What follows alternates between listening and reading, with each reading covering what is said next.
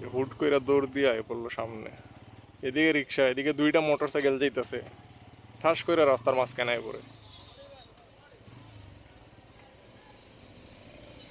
না আছে হুশ জ্ঞান, না আছে কোনো ইয়ে।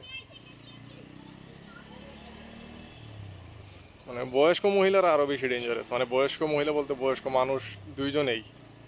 মানে সামনে এসে আবার পিছনে দৌড় দিব। সো এরা দেখলে ব্রেক করে দাঁড়াই যাবেন, আপনি এদের সামনে বা পিছন দিয়ে যাওয়ার চেষ্টা করেন না ভাই। যদি চেষ্টা করছেন তো মরছেন আর কি। এরা সামনে এসে আবার পিছনে অর্ধেক দৌড় মারে, বুঝছেন। আমার সাথে এরকম কয়েকবার হয়েছে। তো আপনি যেটা করবেন, এদেরকে দেখলে সুন্দর করে ব্রেক করে দাঁড়াই যাবেন। এরা যাওয়ার পরে তারপরে আপনি যাই ইয়ে করবেন, ক্রস করবেন। এদেরকে দেখলে আমি ব্রেক করে দাঁড়াই যাই, কারণ ভরসা নাই যাইবো সামনের দিকে নাকি যাইবো পিছনের দিকে, কোনো গ্যারান্টি নাই।